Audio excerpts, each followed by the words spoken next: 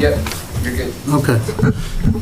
Good evening. In accordance with the provisions MGL Chapter 30A, Section 20, notice is hereby given that the Conservation Commission will meet on Wednesday, January 7, 2026, 7 p.m. in Town Hall, Meeting Room 124, 1 Liberty Lane, Norfolk, Mass. Members of the public are welcome to attend this in person at 1 Liberty Lane, Norfolk, Mass, or by the remote connection provided.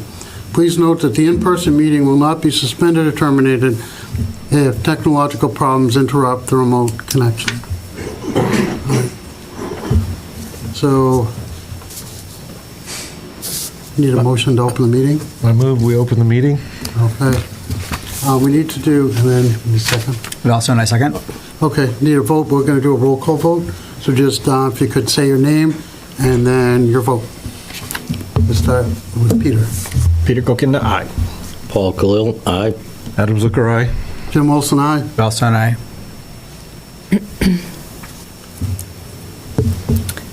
All right. Okay. Yep, perfect. All right. First public hearing, 19 Valley Street, notice of intent. The applicant has requested to continue the meeting until February 4th.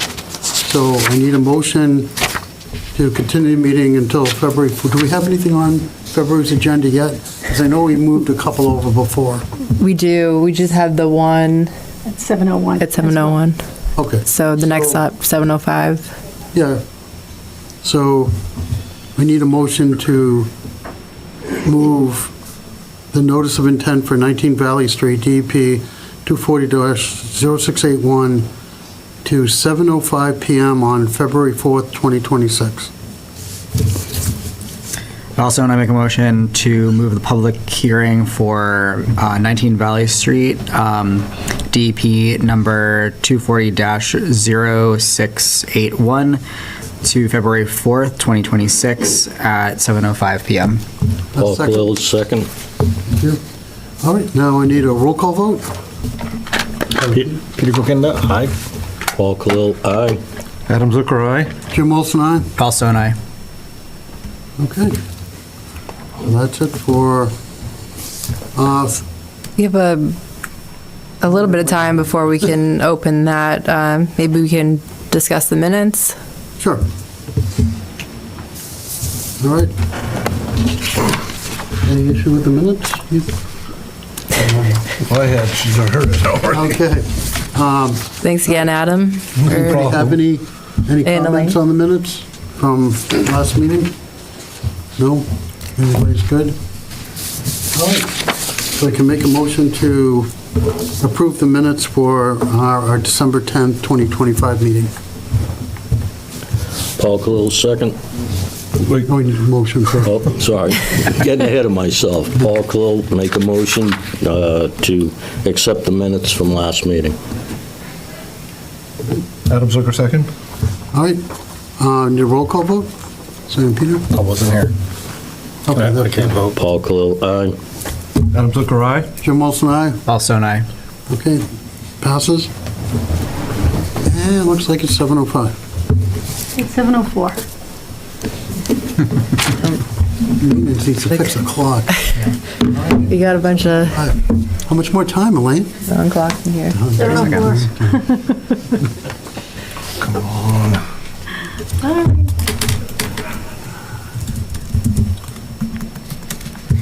You should get some Jeopardy minutes. Yeah, we should.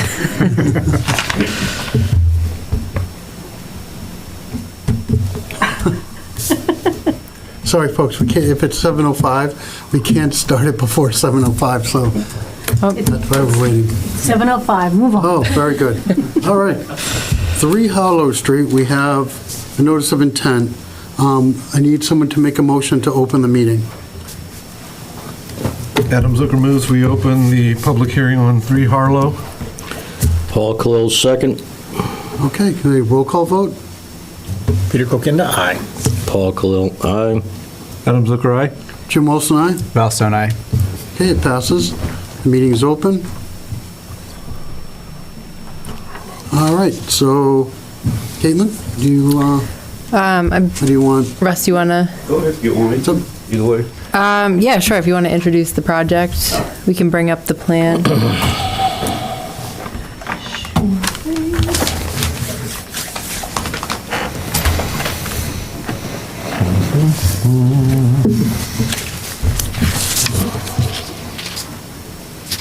Good evening, everybody. Russ Waldron for 3 Harlow Street.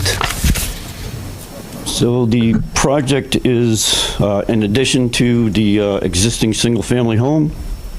It's a 2-story addition with a garage under, living space on top, and a deck off the back.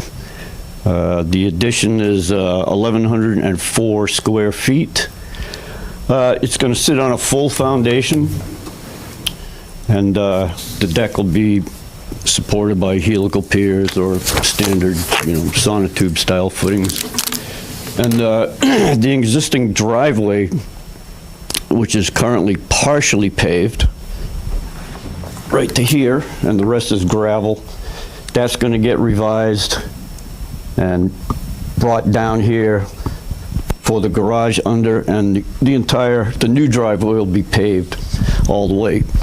They're going to utilize, there's 2 existing boulder retaining walls, so I guess those are going to be utilized for the final grade for the bottom part of the driveway. There's a steep hill going down, but that's the way they're planning to do it. They don't want to put in any other retaining walls, so they're just going to run the driveway on existing grade and into the garage. And they have to move the existing pump chamber and septic tank, which are here. And they're going to move them over here. Septic system goes here, so that'll get all replumbed and rerouted. There's no part of the septic tank and the pump chamber get into the 50. The impacts are going to be minimal because that'll all get, reloamed and seeded. And that's it.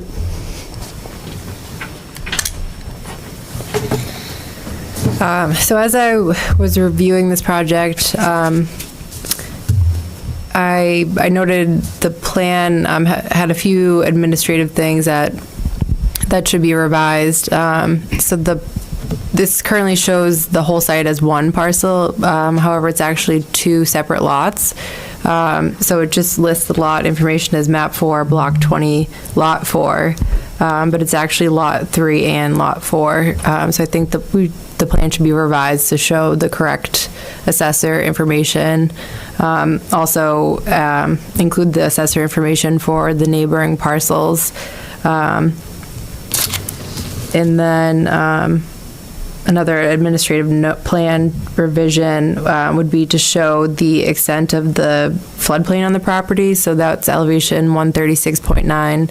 As Russ stated, the work is located outside that, but I think it should just be shown on the plan and noted that base lot elevation is 136.9. Also, as Russ mentioned, it's a steep hill, and I think, that's putting it lightly. It's very steep, sloping right down to Populatic Pond.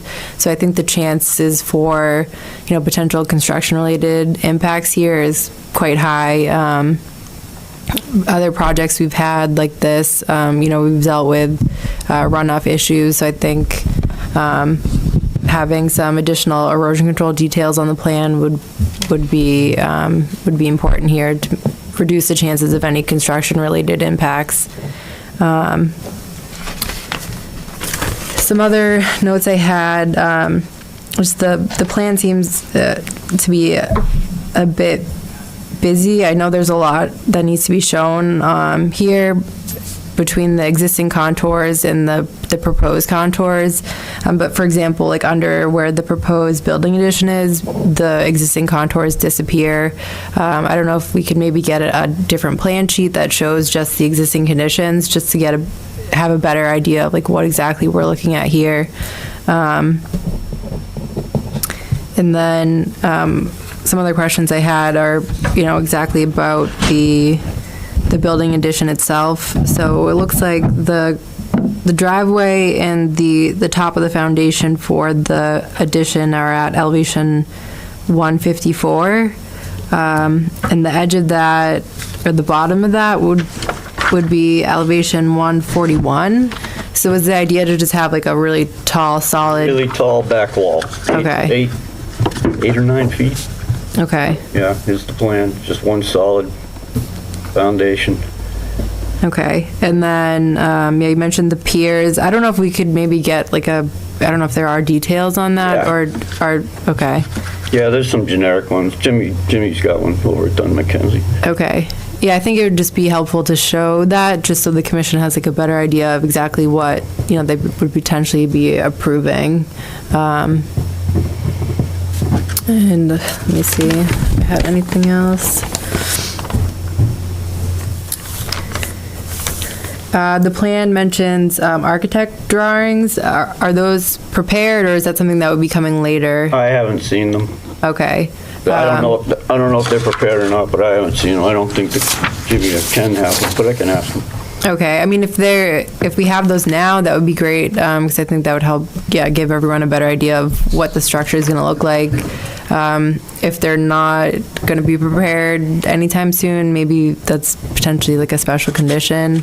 But if those are ready for print, I think that would be important to submit. And another potential concern is runoff post-construction. I see that, it looks like regrading, especially below the garage, is kept at kind of a minimum. But with, the significant changes on the site, I think runoff like during construction and runoff post-construction are concerns. I don't know, maybe, you guys can discuss this, but maybe some like construction sequencing details, some additional erosion control details for like how that's going to be managed during construction might be helpful to submit for the commission to. These type of conditions where excess materials are going to be stored, any demolition materials as they're going along, where they're storing soil. Yeah, everything's leaving the site. Yeah, because you're moving septic, so we want to make sure that while we're doing the septic construction, there's not piles of loam that we would need to protect with either silt fence or what other erosion controls to put, because it's all steep no matter where you put it. So they would need, we're just going to make sure those control, that whatever materials are removed or changed, that they have a means of protecting the lake. Yeah, so that is actually already included in the notice of intent narrative, that they're going to be removing any excavated materials off the site. Maybe we can add something about like storage of materials and equipment during construction. And then on a tight spot like this, we've also had pre-construction meetings, so they would meet with you before they started doing any digging and that type of stuff, so to make sure they were on the same, met with before with, like the GC and his teams, to make sure they were all on the same page. Right, That's right. something that you want. I think that would be important, especially if we do get like construction sequencing submitted, to make sure any subcontractors kind of understand what's going to be happening.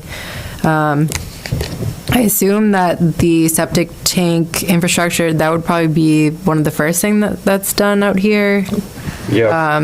Yep. Because once you have that building, you're not going to be able to really access that portion of the site. Maybe it would be helpful to have some like temporary, depending on the time of year, either like seed mix put down after that's installed, or if it's done at a time of the year where you're not going to get seed established, or either way, some netting there. Netting or some straw. Yeah, just to kind of keep that in place. just really anything, any mitigation measures that can be added to kind of reduce the chances of either, if there is a failure of the erosion controls, any sedimentation into the pond and into the buffer zone there, so. So does anyone have any questions? We will later. Anybody in the audience here have any questions or? No? All right. So I think do you have any questions for us? No, Pretty I'm good. straightforward. So what you need is a vote, not a vote, a motion to continue the hearing. So we already have 7:05. So we could go to 7:10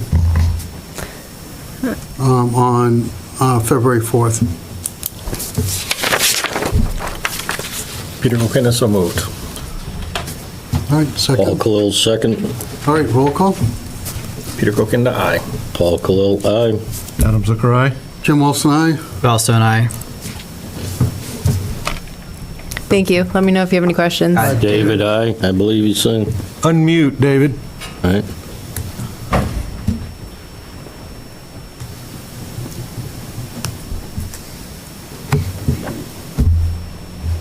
Okay, yes. There we go. Aye. All right. All right, so motion carries.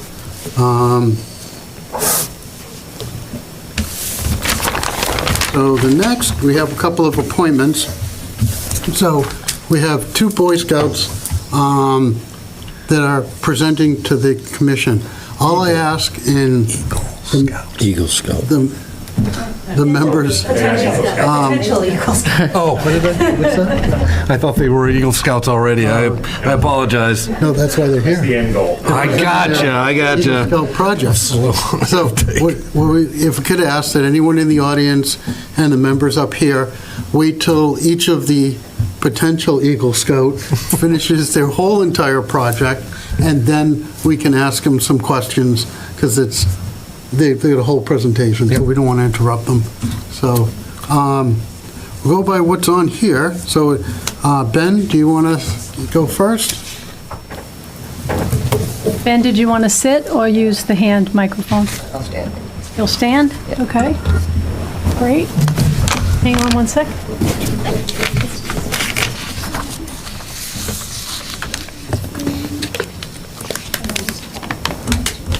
Hello. Just give your name and start. My name is Ben Champagne, and I'll be presenting my Eagle Scout project. If I get the presentation up on there. Oh, I apologize. Yep.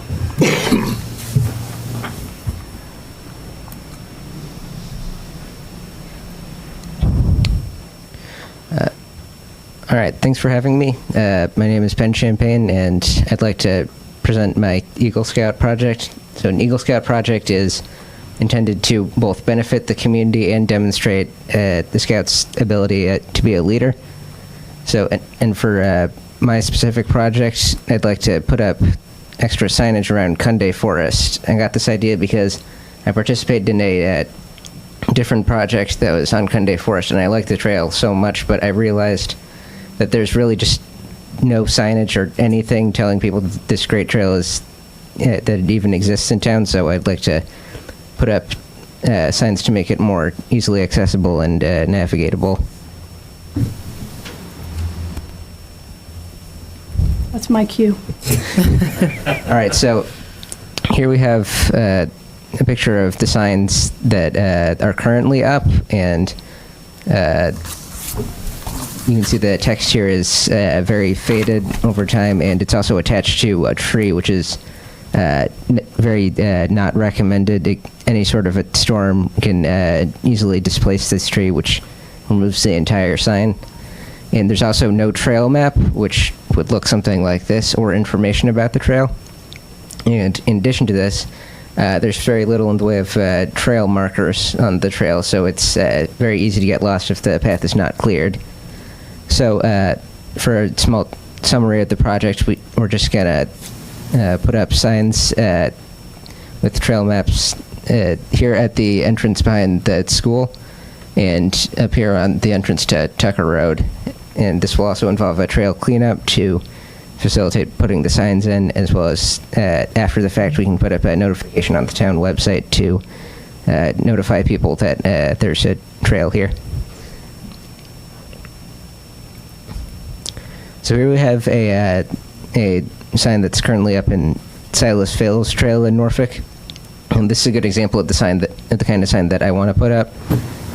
Here we have a map of the trail and the name of the trail, although mine would also include a short history of the trail and the land, which we'll see later. But the key thing right here is that it's freestanding on this wooden post, meaning that it's very hard to topple over, especially if we put in a concrete foundation. And if we can get metal donated from the town, it will be made of metal like the one you see here, but if not, that's totally fine. We can make it out of plexi-wood and plyglass. And then here's what we're thinking of for trail markings to help people navigate the trail, and they can either be freestanding like the trailhead signs, or they can be painted onto the trees as a trail blaze. And then last up, this is what I'm talking about when I say the kind of sign that I want to make. We have the name of the trail, a trail map with a little key here, and then we have the Conde Forest history. I talked to some people in the Historic Commission to get this information, and it'll just help people learn more about this great trail, and will also hopefully drive up interest in land conservation. Any questions? Did you geomap that yourself? With the help of my dad, yeah. I wouldn't be able to do that. Did you use an app for that, or? Yes. We didn't hand draw it. No. Do you know the name of the app? I'm just curious. I know there's a few out there now. Yeah, the one we use is called Caltopa. Caltopa? Oh, Caltopo. Caltopo. Caltopo. Interesting. How far apart would you be spacing trail markers? That's a good question. We're not totally sure yet, but something about Where would you put them? maybe like 20 to 30 feet apart. Not so much that they're on every tree, but enough that when you're at each trailblaze, you can easily see where the next one is. If you're going to be painting them on the trees, that should be fairly easy enough. Yes. There's only one suggestion I may have, indeed, with the trail location as an asterisk on your maps when you have them made. In other words, you are here, a little asterisk indicating on your map. Yeah. Right, there you go. You got your little star there. And Sorry, I left my glasses in the truck. And we marked the vernal pool as well. There you go. There's the vernal pool back there? How long are you going to get some of your buddies to help you, or? Yes, should be me and about 7 to 8 other people to help assemble the sign and install it. Nice. How long is that Ben? trail? Oops, sorry. How long is the trail? If we could scroll down just a little bit. I think David has a question. Yeah. Oh, I'm sorry. Okay. You got that? Right here is about 1/10 of a mile, so I would estimate that it's about like 2 to 3 miles in. Oh wait, I was doing that math wrong. It's like half a mile. Yeah. That's better for purposes of signage. Sure. I think David had a question for you. Thank you. 2 questions, or some information. I think the Conservation Commission has metal signs, Okay. arrows that we could give you to put on the trees for markings instead of just painting them on. And secondly, what's your timing? When would you like to start this project? Well, I need to get it completed by ideally at the end of the summer, and so what that's going to entail is if I get approval from the Conservation Commission, I'll then submit it to the Scouting Board, which will hopefully approve it, and I will hope to get this underway and complete by around the middle of spring this year. Thank you.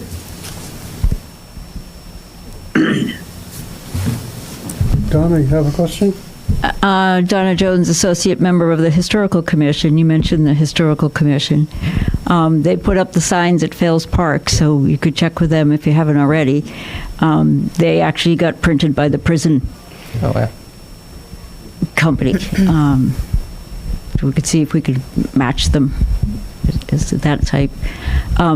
Did you cover both ends of the trail? What do you mean? I mean, did you know that the trail starts in a parking lot and ends on a street? Yes. I didn't see your map as to. Yeah. So it would kind of be like if you started at both ends. Yeah. Have a sign that says, "This is what it is." Yes. So I can speak on that. So Ben's original proposal was to put a sign on Tucker Road. However, the frontage there is only 5 feet, and we don't have a current survey, and there's no property boundary monuments there, so we don't actually know like where. I mean, you can kind of see where we think it is, but we didn't want to, approve something on private property. So we kind of nixed the second sign. But he did want that, to do that in his original proposal. Do we know who abuts the property he wants to put the sign on? We could find that out. Perhaps he could broach the subject with the owner. I mean, you would want the sign in the most viewable location, naturally. Get the biggest bang for your dollar. I mean, if it's, signage-wise, 5 feet, couple of feet? Mm-hmm. I mean, I wouldn't bat an eye, I'd say go on, but perhaps that's something that he may want to bring up to the abutter. Yeah, that's a good idea. If you wanted to go forward with your original idea, and you got permission from one of the abutters on either side, that'd be a good idea. In writing. Yeah, and I can help you with exactly what that writing should look like. Thank you. Permission to speak, Mr. Chairman? So I think he had originally proposed a third sign. I forget the name of the street now. Yes. But for some reason I thought, so there is a small sign on Tucker Road right now. And so we were thinking it would be next to that sign. So I think the original proposal that we sent had a third sign on another street that kind of ran off of Tucker. Yes, but that is entirely private property. Yeah. So yeah, I mean, if you want to revisit your idea to do a second sign, we can definitely work with you to put something in writing together. If one of the property owners would agree to that, I would probably agree. I mean, I think people would be pretty okay with that. Yeah, Amenable, I believe. Yeah. Worth asking. Yeah. Worst they can say is no. Yeah. David? Jim, I have a question. What kind of cleaning of the trail are you thinking of, Ben? It's actually a very common scout project, but it mostly involves just clearing leaves and fallen branches and other debris that may obscure the path to help just keep the trail in good condition for hikers. Okay. I haven't been on that trail for a while. How is it, smooth or is it rough? It's relatively smooth. There are a few roots here and there, but it's mostly flat. Okay. I don't know if you've been through Campbell Forest, but that's got a lot of Yes. unevenness by nature, the roots and the stones and stuff. And we're looking at trying to get a pathway there, some covering. But, okay, thank you. So I think that's the sign that's on Tucker Road right now. Yes, right here, and it's very out of the way. When I went to see it, I drove past it 2 or 3 times looking for it. Yeah, it does get pretty overgrown there, like in the summer. Yeah. Anybody have any other questions? No. Thanks. No, thank you. I think that's a great project. Thank you for having me. Now I want to go hiking. So I think the idea would be to either approve it tonight, and then, you know, if there are any, like, a second sign's added, you could come back maybe, I don't know if you wanted him to come back if a second sign's added, or you're okay with what's proposed now and okay with a second sign if that gets added. I'm amenable about giving the authorization, That way he approving can- it. Ben can send his proposal in to the Boy Scouts to get it approved. Okay, yeah. We just vote for it now and it doesn't delay it a month. Can we approve it regardless of the number? Like whether it's 2 or 1, depending on what the scouts prefer or whatever is decided with private property? Yeah, I mean, I don't see why not. I mean, it doesn't sound like the second sign would change the, you know, Yeah. the intent of the project. Need a motion? I think he can present it with the 2 signs, and then if for some reason in construction it's not allowed to be put in, he can, essentially you're allowed to amend it to the scout board that says, for whatever reason, we couldn't put in the second sign. Okay, so we could just assume the second sign, and then, you know, as the project progresses, you can, you know, let us know what exactly happens, and then it sounds like there's an avenue to do that with the scout board as well. Yes. That's how that works. Sounds good, so we just need a motion. That's all you said. Adam Zucker moves, we approve Ben Champagne's Eagle Scout project in Cunday Forest of signage and trail marking. Also, and I second. Okay, roll call vote. Peter Kokinda, aye. Paul Khalil, aye. Adam Zucker, aye. Jim Wilson, aye. Also, and I. David Turri, aye. Okay, the motion passes. Thank you. Well, good luck, Ben. And just note, so you'd want to get permission from the select board as a property owner, and then if you're, you know, before you do the work, let the school know that you'll be out there. Yes. Yeah, we plan to do it on a weekend so that we're not interfering. Yeah, that makes it a lot easier, definitely. All right, thank you. Thank you. Thanks. All right. You can just leave it Next, there. we have Michael Davis. He's going to present his Eagle Scout project.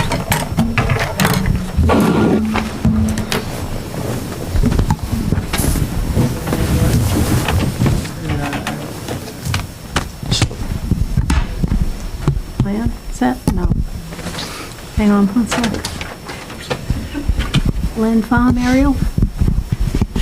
Oh, just this image, well, the aerial, but the MD, this land farm proposed. Oh, okay. Just if you So, wanted to brief- hello, I am Michael Davis. I am a Life Scout from Troop 80 Norfolk, and I'm looking to get my Eagle Scout project approved. So, I've always enjoyed the outdoors, so I thought my project would be perfect for me. So, 1 mile trail in the Lind Farm Conservation Forest. As you can see right there, it's right off of Pond Street. My trail does need 3 bridges to be built because there is a stream running through it. As you can see, that blue line going through the trail. A few dead trees also need to be removed from the trail for it to be constructed, along with a few live ones. We did make sure to avoid as many wetlands as possible. I also worked closely with NEMBA. They gave me the idea for this trail. So a timeline for my project would be, I would get your approval, then I would move to the BSA to get their approval along with my Scoutmaster. After that, I would hopefully, I hope to break ground during the springtime. For funding, I'm probably going to use my own funds for the project, along with donations from NEMBA and other retailers like Lowe's. For supplies needed, it would probably be saws, screws, rakes, shears, lumber, gloves, and spray paint. I roughly estimated my expenses to $800. Any questions? How are you going to cross the stream?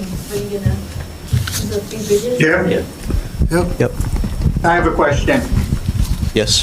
Ben, No. it's a Michael. little bit out of your scope. Michael. What? Michael. Can you hear me? Okay, I'm sorry. That's right. Mike.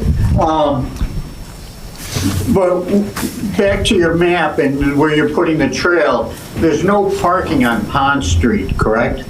Yes. So where would people, how do you think people will park or where? It's off the map that I've given you here, but there is a parking lot about a mile and a half away by the kind of the airport for RC planes. It's like right next to the dog park in Rentham. Right, but that doesn't connect to your pathway, correct? No, it does actually. It's a decent hike, but it's not too bad.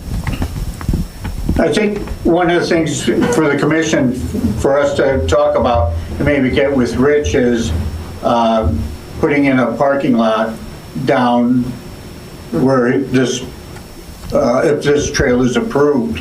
So there is a few parking spots for people to park there and easy access to the trail. That would be Preferable. Because some people might just want to do a short trip around and not do the whole Lynn Forest Trail, which would be like a mile or two. Yeah, that'd be great. Without the existing sign, like on Pond Street, right? Oh, There's a trailhead right there, so- there is a trailhead on Pond Street where you could walk to or just get dropped off at, and then that would be a much shorter hike to where I am hoping to build my trail. Is this raw ground, or was this just a neglected trail? It's raw ground. Man, that's gonna be a lot, isn't it? You got some help? Yeah. Yeah. Yeah. And it's a mile long? Yep. And will you be carrying materials in to make the bridge from Pond Street? Yeah, I'm hoping to partially assemble the bridges at my house, and then I'll probably have the bridges parked off on Pond Street, then just hike it in from there to the stream. And is the idea for the trail to still be like fairly narrow? Yeah, probably. So not necessarily multi-use, but more geared towards mountain bikes.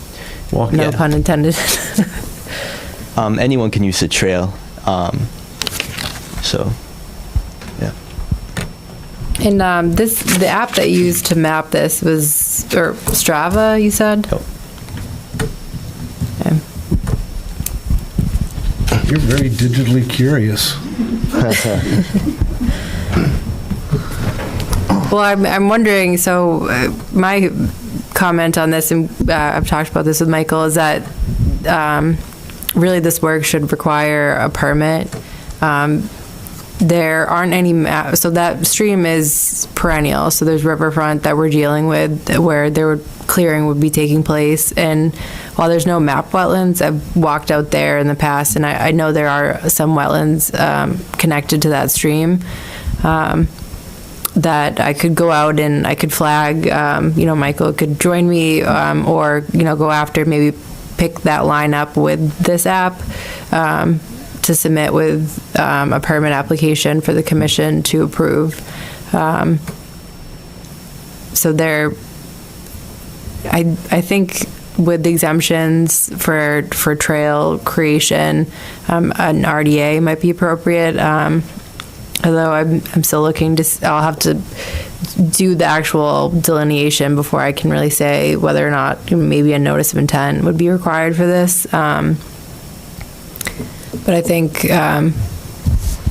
it's a good project, and I'm happy to help prepare the permit for the commission to review, work with Michael on that, and get the trail permitted.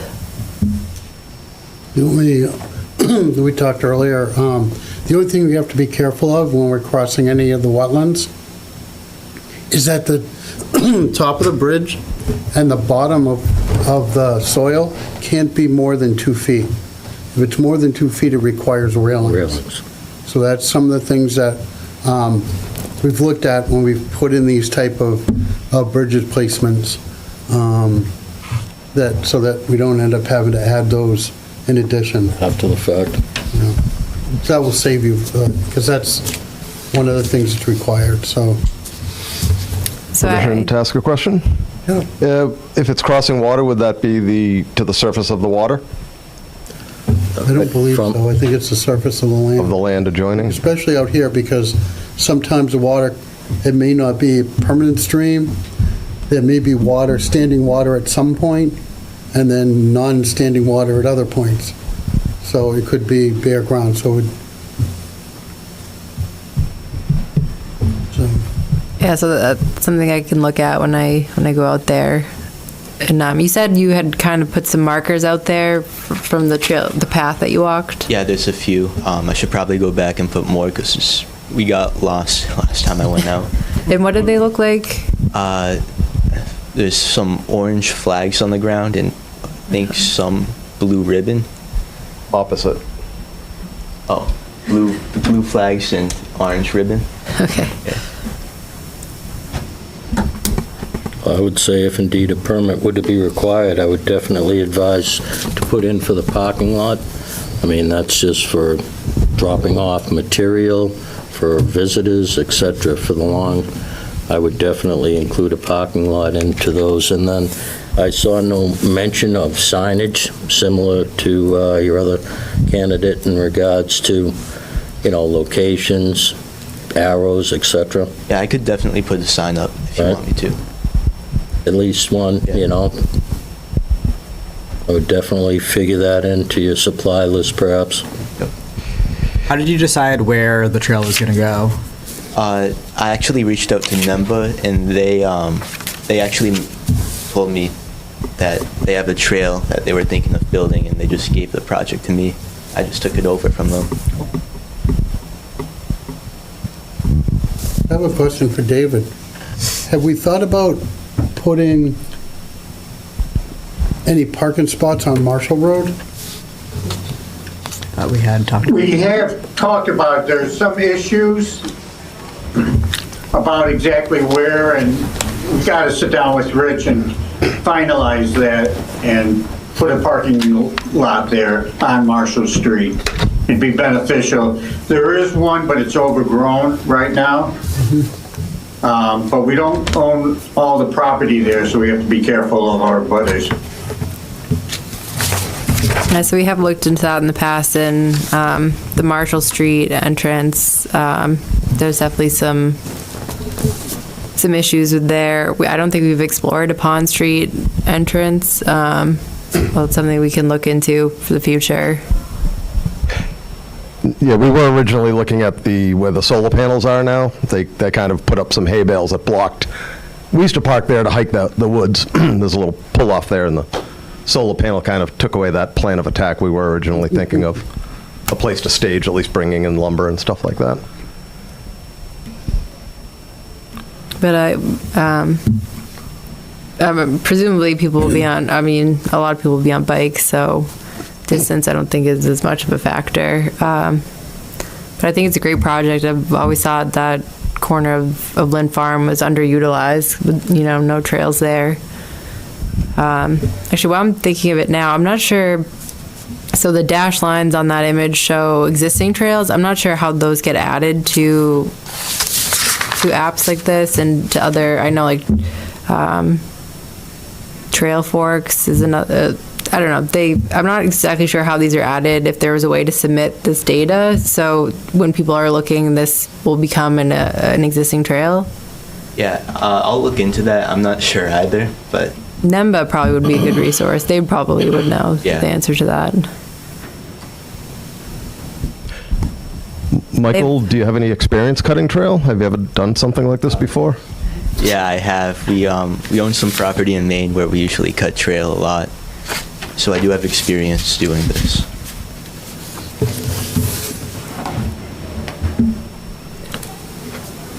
Anybody have any other questions? So what do you think? You need to go out there and kind of map it a little bit, or kind of look at where the river crossings are and the wetland crossings and how long those bridges may need to be. Make sure that he doesn't place them where he thinks they go and it turns out we're 5-6 feet in the wetlands. Well, I think, I mean, regardless, there's going to be impacts to the wetlands, hence the need for the permit, and, you know, riverfront area. But I think maybe similar to the last presentation, this is, unless, you know, there's something major that needs to be ironed out, I think maybe the project could be approved, and then, you know, the minor details like that can be worked out for the permit application.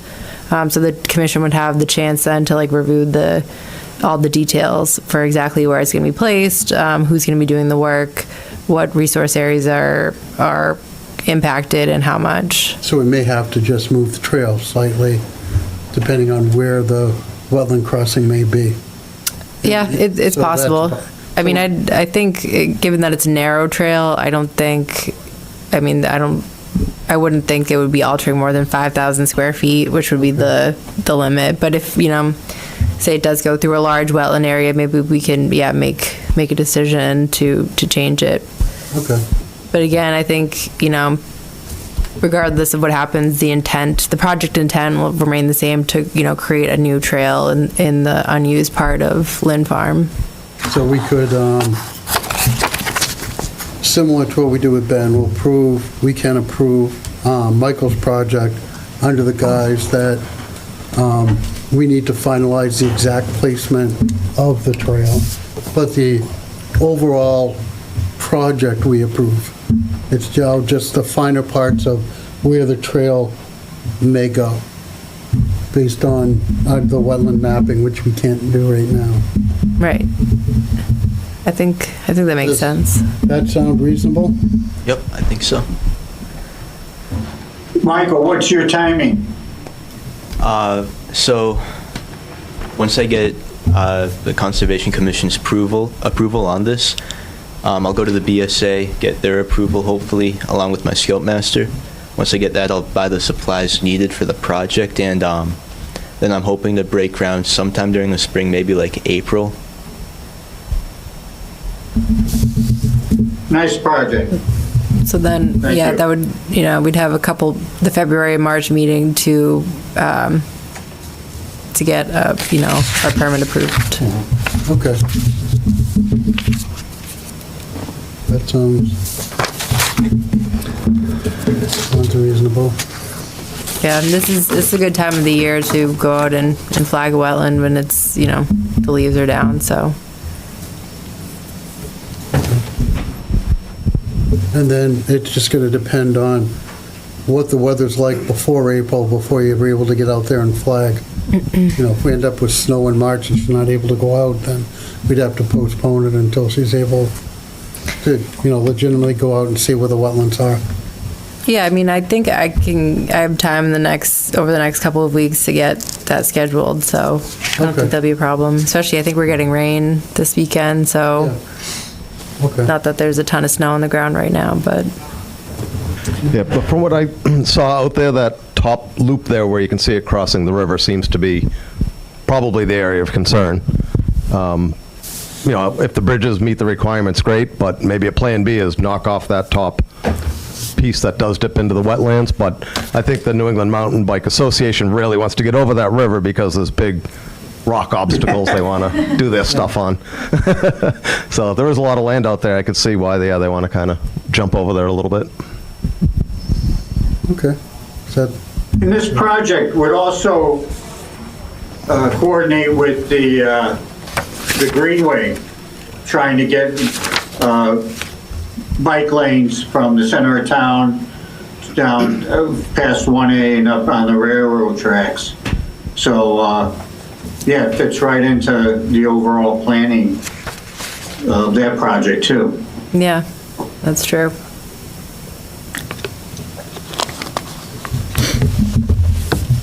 I make a motion, we accept his project. Adam Zucker, second. Okay, a roll call vote. Peter Coogan, aye. Paul Khalil, aye. Adam Zucker, aye. Jim Wilson, aye. Bellstone, aye. David Turi, aye. Motion passes. Roll call. So, congratulations, Michael. Oh, he's good. Thanks, guys. Good job. Hey, money. All right.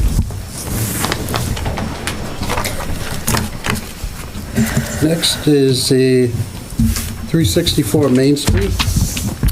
Yes, I just wanted to provide a quick update on this. 364 Main Street, just as a reminder, they were the ones who had the oil spill, about 50 gallons of diesel fuel. They got issued the notice of responsibility from Mass DEP, which assigns the incident a release tracking number and kind of gives them an outline of exactly what needs to be done to clean up the spill, which are called immediate response actions. The immediate response actions that they propose are what's already been done, so there won't be any additional response actions needed. So the after the fact notice of intent they'll be submitting will just include what's been done to clean up so far, which is deploy absorbents, remove 40 yards of impacted soil, and then restabilize the area. And they're going to be submitting that any day now, so we'll have that on our February agenda. Okay. Sounds good. All right, 130 Main Street. So the commission received a request for certificate of compliance for DEP file 240-575 which is Boyd's Crossing. There was a undeveloped parcel that connects Boyd's Crossing in the MBTA lot that was included in the order of conditions. The only work proposed on that parcel was maintenance of a gravel walkway between Boyd's Crossing and the lot. So that gravel pathway was maintained. It exists still, but appears to still be in use. So I think, it's fairly simple. There's no actual construction. So I recommend that the board issues a partial COC for 130 Main Street, map 14, block 56, lot 2. Does anyone have any questions? I think I have the plan if anyone wants to bring it up or...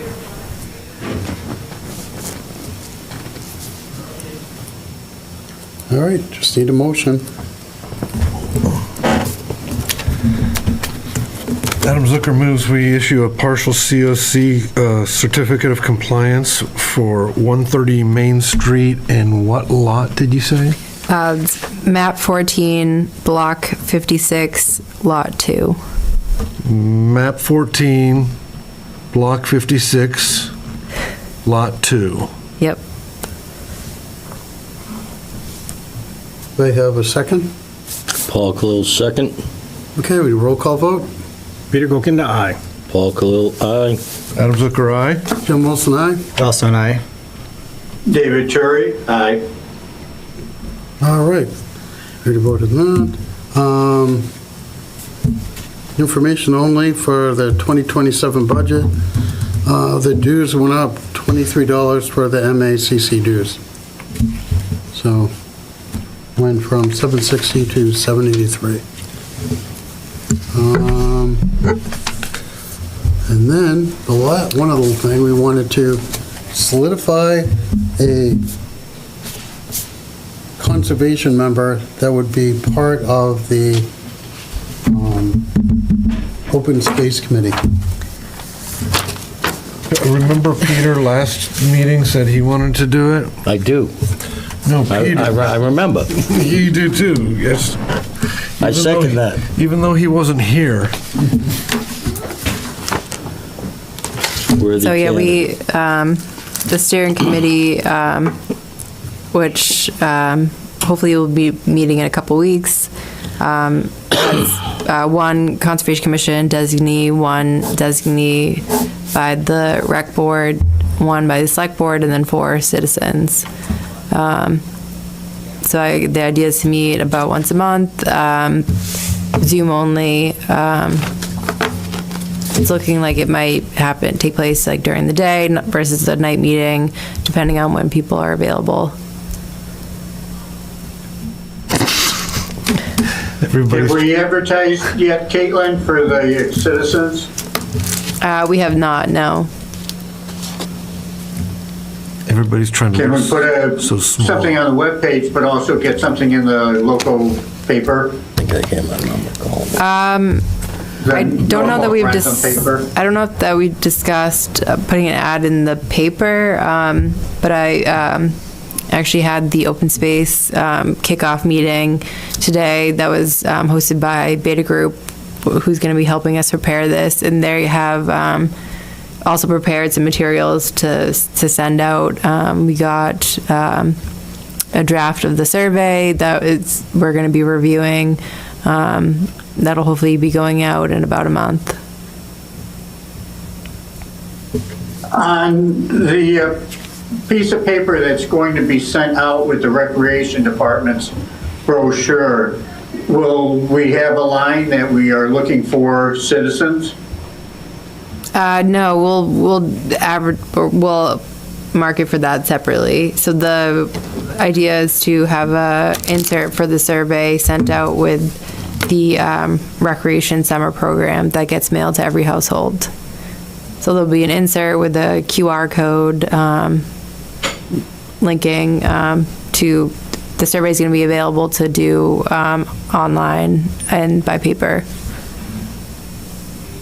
But we would be advertising for the citizen or the resident members separately. We hadn't discussed the paper. I think there might be better avenues for that, like the community page, the website, and other places like that. But I can look into the paper. Do you mean the Sun Chronicle? No, the Norfolk Rentham monthly paper. Okay. We could write a little article and put it in.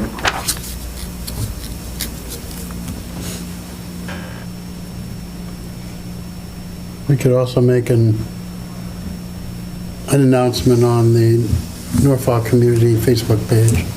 Yeah, I agree. I think that's pretty well viewed.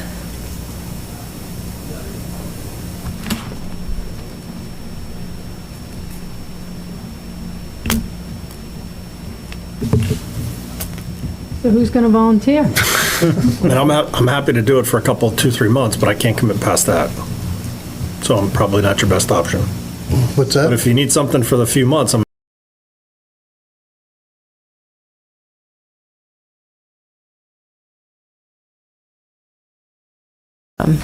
No, I would think that this is fine because it's going to be the same with the other boards that have to send somebody that, they may be, the select board, you're asking them to come to a meeting, there's only 3 of them. They may want to split it also. And I think that's fine. And I mean, it is the commission's subcommittee, so you all have the authority to kind of make the rules, so. I mean, I don't want to be the one making the rules. If you guys think that's fair, then. It's well beyond my pay grade. Yeah. But look at your raise. I think he's the right man for the job at this present time. You got my full confidence. Because my dance card's way too full.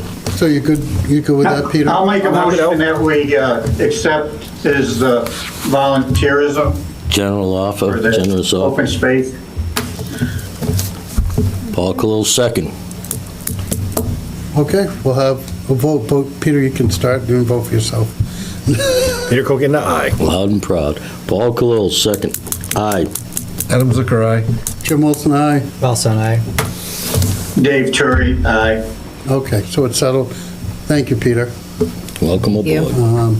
And then you could get Attaboy. with Caitlin And then probably look at, we could get them some of the materials of what, we kind of put in and like our wish lists and stuff like that, or, kind of what, were you here for the meetings when we voted for beta and such? Yep. Okay, so that's good. So you have an idea of what we're kind of looking, what the commission, what that meeting is going to look like and what we're looking to do. Yeah, and I think the idea is that, in reviewing the survey, the steering committee will kind of get a better idea of what exactly their role will be.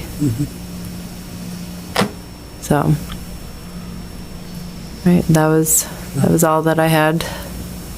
Okay, does anybody have anything else?